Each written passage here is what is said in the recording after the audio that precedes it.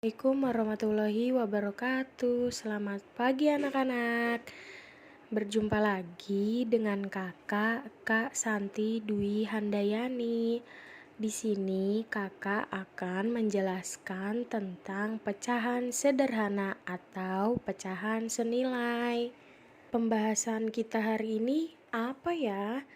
Oke, pembahasan kita hari ini seperti judul yang tadi sudah Kakak bacakan, yaitu pecahan senilai. Pecahan senilai itu maksudnya gimana ya? Pecahan senilai adalah dua atau lebih pecahan yang bernilai sama, walaupun pembilang dan penyebutnya berbeda. Kakak ulang ya, pecahan senilai adalah dua atau lebih pecahan yang bernilai sama, walaupun pembilang dan penyebutnya berbeda. Untuk pembahasan pertama, kita membahas tentang pengertian pecahan senilai. Pecahan senilai merupakan pecahan yang mempunyai nilai yang sama, seperti contoh yang ada pada di gambar. Contoh pertama, sebuah lingkaran pada bagian setengahnya diarsir, maka disebutnya 1/2. Selanjutnya untuk lingkaran dibagi 4 disebutnya 2/4. Dan satu lingkaran dibagi 8 dengan 4 bagian diarsir, maka disebutnya adalah 4/8. Jadi, contoh pecahan senilai tersebut adalah bagian yang diarsir, seperti 1/2, 2/4, dan 4/8. Seperti yang tadi Kakak jelaskan tentang pengertian pecahan senilai dengan contoh gambar, yang dimaksud di atas adalah pada gambar di atas, gambar pertama menunjukkan pecahan 1/2, gambar kedua menunjukkan pecahan 2/4, dan gambar ketiga menunjukkan pecahan 4/8. Coba kita perhatikan ketiga gambar di atas. Bagian yang diarsir pada ketiga gambar di atas menunjukkan bagian yang sama, sehingga pecahan 1/2, 2/4, dan 4/8 mempunyai nilai yang sama. Maka dari itu, mari kita perhatikan gambar yang sudah tertera ya adik-adik, agar kalian semua mengerti. Untuk selanjutnya, kita akan mempelajari tentang menentukan pecahan senilai dengan metode perkalian dan pembagian.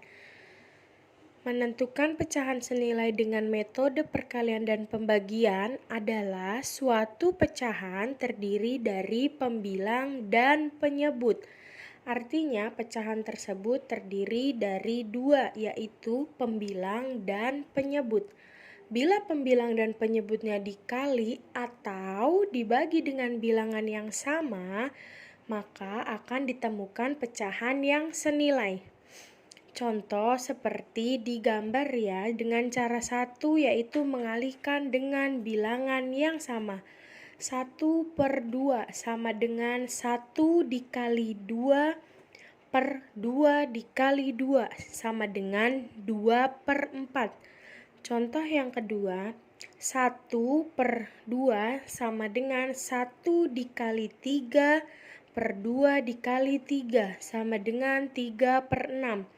Contoh yang terakhir, 1/2 sama dengan 1 dikali 4 per 2 dikali 4 sama dengan 4/8.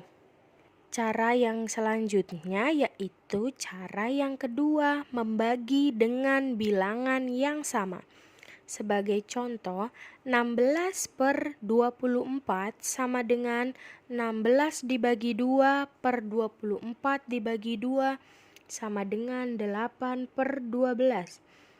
16/24 sama dengan 16 dibagi 4 per 24 dibagi 4 sama dengan 4/6.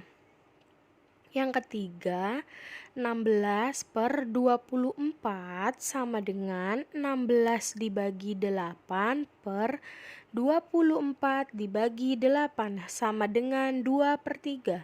Jadi, pecahan yang senilai dengan 16/24 adalah 8/12, 4/6, dan 2/3. Seperti itu ya contohnya adik-adik semua.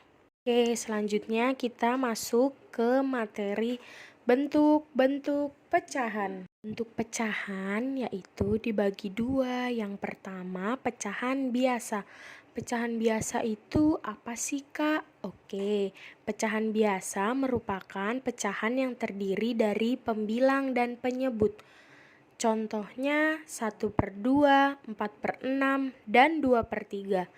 Yang kedua yaitu ada namanya pecahan campuran. Pecahan campuran merupakan pecahan yang terdiri dari bilangan bulat dan bagian pecahan biasa. Biasanya nih, pecahan campuran diperoleh dari pecahan biasa yang pembilangnya lebih besar daripada penyebutnya. Contoh 1/3/5. 1 adalah bilangan bulat dan 3/5 adalah pecahan biasa. Contoh yang lain apa, Kak? Contoh yang lain adalah 1/2/4. Jadi 1 adalah bilangan bulat dan 2/4 adalah pecahan biasa. Oke, untuk pembahasan yang terakhir kita masuk di pembahasan mengubah bentuk pecahan. Pembahasan yang pertama yaitu mengubah bentuk pecahan biasa menjadi pecahan campuran. Ingat ya adik-adik, pecahan biasa yang dapat diubah menjadi pecahan campuran adalah pecahan biasa yang pembilangnya lebih besar daripada penyebutnya. Contohnya yaitu 6/4 dapat diubah menjadi pecahan campuran dengan cara pembagian bersusun seperti pada gambar tersebut.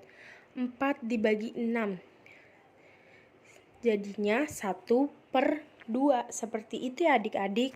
Ingat, kakak ingatkan sekali lagi, pecahan yang dapat diubah itu pecahan biasa yang pembilangnya lebih besar daripada penyebutnya ya adik-adik.